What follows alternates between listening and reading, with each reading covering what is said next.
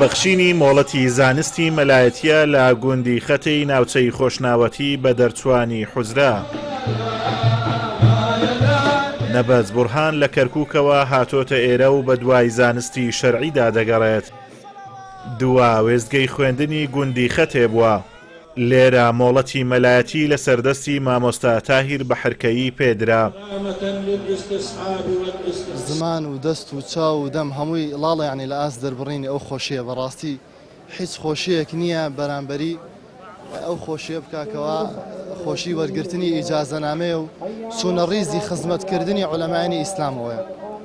و من خۆم وەکو قوتابیەک کەوا دەرچووی کولیەی شەریعەم و هەروەها ئەمڕۆ الحەمدوللا کولیەی هەروەها ئەمڕۆ حوجرەی خوێندنی کوردەواری و کە مەعروفە بە دیڕاسەی حیلەقی لە لای مامۆستا کوردەکانی خۆمان کە ئەمڕۆ الحەمدوللا ئیجازەی ئەوەشم وەرگرت لە خوای گەورە بە زیاد بێ. 450 سال پێش ئێستا مەدرسەی هاگام هەلێ بووە بە تاریخ هەتا ئێستا هەر بێ مەدرسە نەبووە بەرام لەو شەڕ و شێرەی ئەتەش پاشێستەکان تاوانە دابسا و دانرایتەوە. لە هەرێمی کوردستان حوجرە و ئەکادیمیای زانستە شەرعیەکان بێڕۆڵ کراون.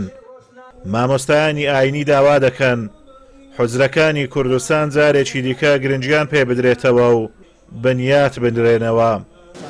لە قەدیمەوە ڕۆلی حوجرانە عوزرە مەلبەندی ئاینی پیرۆزی ئیسلام بووە و جێگای ڕۆشنبیری بووە و جێگای عیلم و زانست بووە.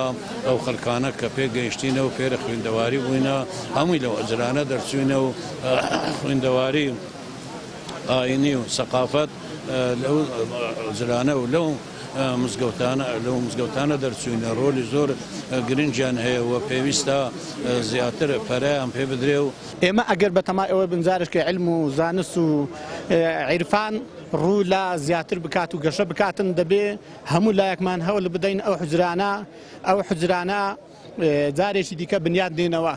چونکە هەرچی کورتپەروەرە هەرچی شاعیرە هەرچی عولەمای بەرزی کە کەسێک بیشایەنی ئەوەی بکە ئەمە شاناسی پێ بکەین لە حوجرەوە سەری هەڵداوە و لە حوجرە گۆش بووە و لە حوجرە پێگەیشتووە.